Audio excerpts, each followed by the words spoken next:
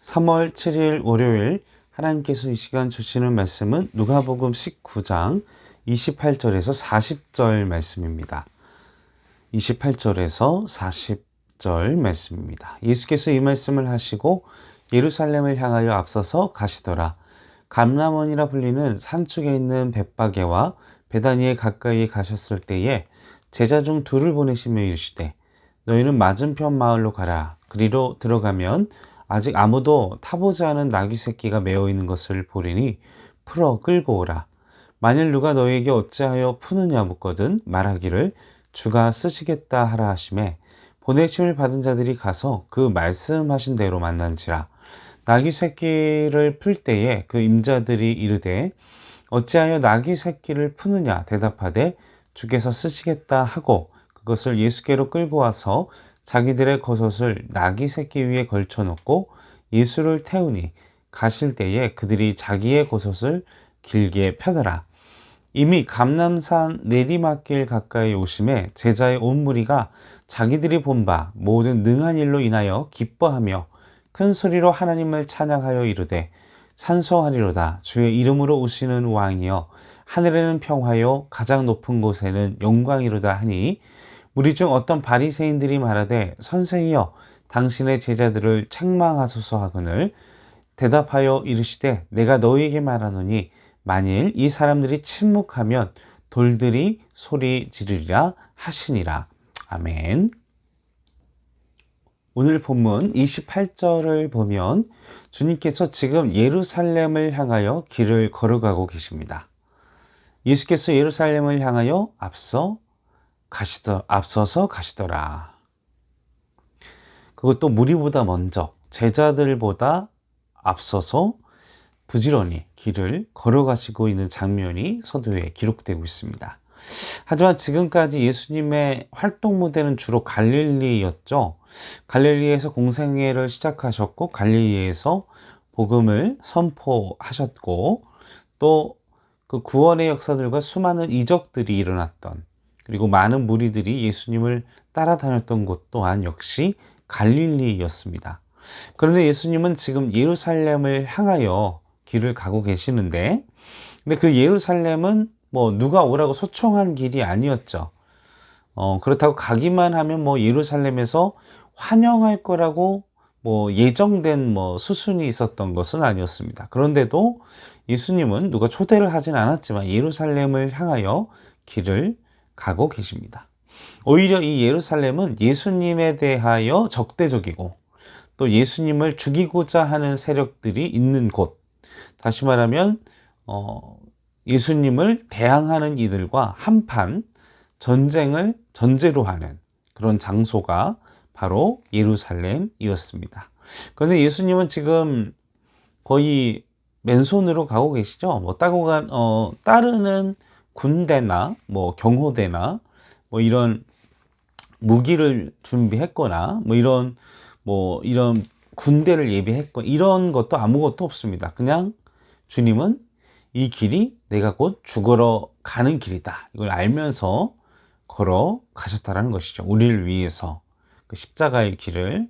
아마도 주님은 그 길을 걸어가시면서 마음이 참 여러 가지 감정들과 착잡한 마음들과 참 남에게는 이야기할 수 없는 그런 마음으로 있는데 근데 제자들은 끊임없이 엉뚱한 소리를 하면서 철없는 그리고 예수님의 속도 모르고 아무 말이나 하는 그들의 어리석음을 볼 수 있습니다.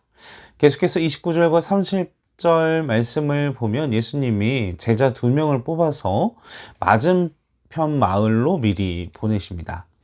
그리고 먼저 30절을 보시면 상황과 해야 할 일에 대해서 미리 마치 예수님이 사전 답사하시고 미리 섭외를 하신 것처럼 말씀을 하세요. 그러면서 하라고 하십니다. 제자들에게.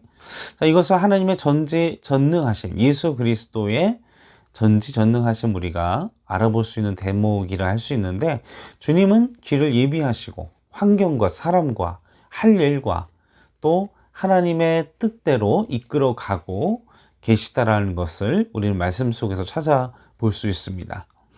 우리가 믿음 생활하면서도 우리가 준비하지 못하고 또 미처 챙기지 못하고 우리가 위기의 순간이 닥쳤을 때 때로는 하나님께서 우리가 뭐 준비한 만큼 역사하시는 것이 하나님의 진리이자 또 하나님의 은혜이긴 하지만 또 거기에 더한 은혜로 내가 미처 대비하지 못한 그리고 더 큰 환난이 왔을 때 내가 감당할 만큼 그리고 또 상황과 환경을 보호하시고 돌보시고 지키시는 역사가 우리의 인생 중에 저의 인생 중에 우리가 고백할 수 있을 거라고 생각이 듭니다.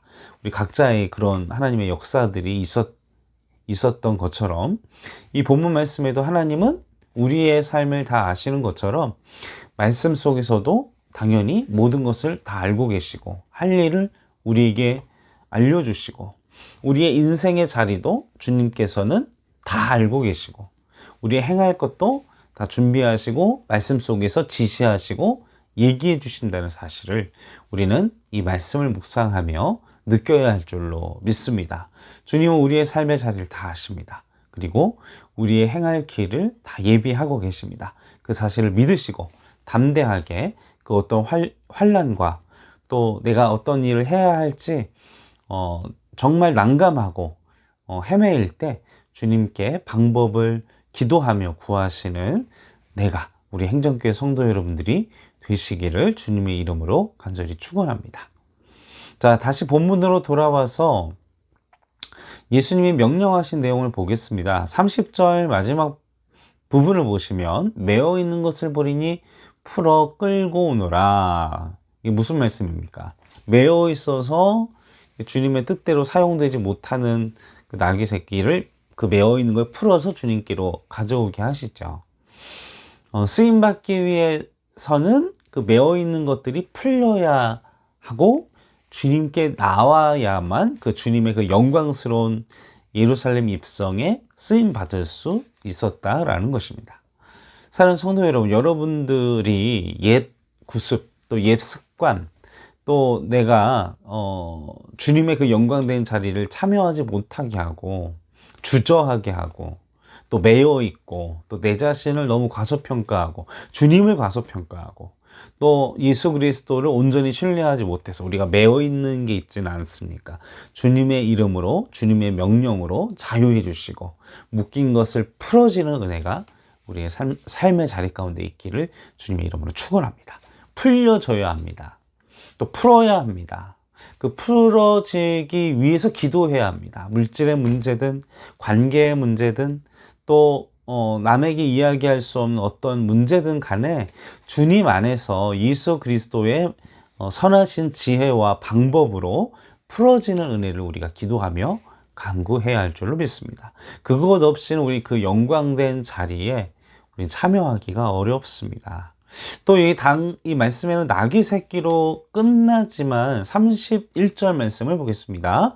만일 누가 너희에게 어찌하여 푸느냐 묻거든 말하기를 주가 쓰시겠다 하라. 우리가 상식적으로 생각해 보면 갑자기 낯선 사람들이 와서 내가 쓰고 있는 물건을 그냥 가지고 간다면 참 이건 화가 나서 싸우거나 경찰에 신고할 수밖에 없는 것이죠. 그런데 그때 제자들이 주께서 쓰시겠다고 이야기를 했을 때 그 나귀의 주인은 납득하고 내어드리는 모습을 볼 수 있습니다. 다시 말하면 이 나귀의 임자, 이 나귀의 주인은 누구를 알고 있었다라는 것이죠? 주님을, 예수 그리스도를 알고 있었다라는 것입니다. 그분이 어떤 분이신지 그리고 그분이 어떤 용도로 이것을 쓸 것인지를 납득하고 예수 그리스도를 알고 있고 또 예수 그리스도께 자신의 소유물을 내어 드렸다라는 것이죠. 그것만으로도 그가 이미 그의 이름과 그리고 그의 자리가 기록되어 있지는 않지만 구체적으로 그러나 어찌되었든 말씀 속에 그가 그리스도의 일에 예수 그리스도의 예루살렘 입성의 그 영광스러운 하나의 길에 그리고 하나의 방법에 참여하고 있었다라는 사실인 것입니다.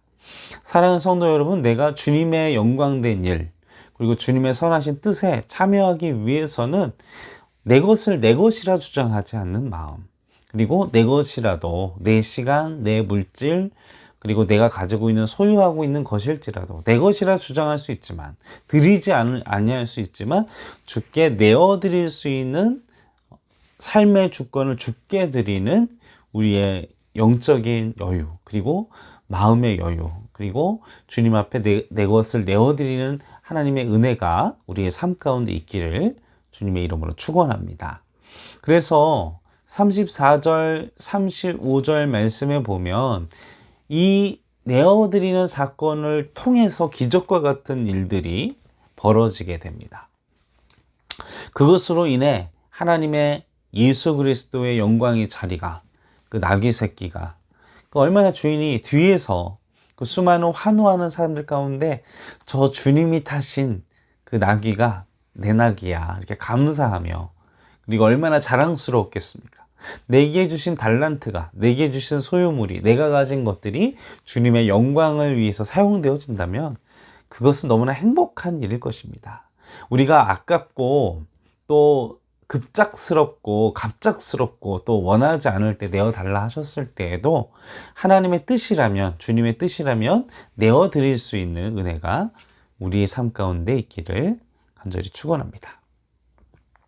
그래서 이렇게 내어드림으로 말미암아 주님의 영광된 일을 참여하게 되고 또 그 이름에 함께 동참하게 되어졌을 때 우리의 삶의 자리 가운데에는 더 풍성한 은혜를 누리게 됩니다. 그리고 수많은 사람들이 이제 35절부터 40절까지 이제 첫 겉옷을 귀리에 깔고 큰 소리로 외치며 호산나 호산나 다윗의 자손이여 하고 외치는 장면이 나옵니다. 그러던 중에 그 주님의 이름을 찬양하는 중에 그 찬양을 동참하지 못하는 이들이 있었습니다. 왜냐? 바로 예수님을 메시아로 온전히 인정하지 못한 자들이 있었다라는 것이죠. 그래서 그들은 바로 바리새인들이었고, 그들은 예수님을 온전히 구주로, 메시아로, 다윗의 자손으로 인정하지 못하고 있었습니다. 사랑하는 성도 여러분, 하나님의 영광된 자리, 주님의 역사에 동참하기 위해서는 주님의 주권을 끊임없이 인정하는 삶의 도전이 필요합니다. 그러나 그 주권을 인정하지 않을 때 바리새인들처럼 주님의 그 영광과 그리고 주님을 찬양하고 기뻐하는 그 자리에서 은혜를 누리지 못하고 시기하며 분노하며 다른 마음을 품고 있는 우리 자신의 마음을 갖고 있게 되지는 아니할지를 우리가 두려워하면서 항상 주님의 마음, 그리고 영광된 자리에 주님의 선하신 뜻이 임하는 그 자리, 주님의 영광이 펼쳐지는 그곳에서 우리의 마음도 우리의 영혼도 기뻐 뛰노는 은혜가 있기를 주님의 이름으로 간절히 축원합니다. 함께 기도하겠습니다. 살아계셔서 역사하시고 또한 아버지 하나님, 주님 앞에 우리의 모든 것을, 우리의 주권을, 우리의 그 모든 것을 아버지 앞에 내어드리는 삶, 아버지 앞에 내어드렸을 때 우리를 영광스럽게 사용하여 주시고 주님의 이름이 우리를 통하여 더욱더 영광스럽게 쓰임받을 수 있도록 도와주시옵소서. 세상의 빛과 그리고 소금과 그리고 창문이 되어 우리를 통해 하나님을, 예수 그리스도를 볼 수 있는 은혜를 허락하시고 우리 마음속에 성령 충만한 하나님의 사랑과 은혜로 가득하여져서 세상 속에서 예수님의 향기를 뿜어낼 수 있는, 그리스도의 향기를 보낼 수 있는 자가, 그런 은혜로운 사람이 될 수 있도록 주여 은혜를 누리는 자가 될 수 있도록 도와주시옵소서. 감사와 찬송과 영광을 올려드리오며 우리를 구원하신 예수님의 이름으로 간절히 기도하옵나이다. 아멘.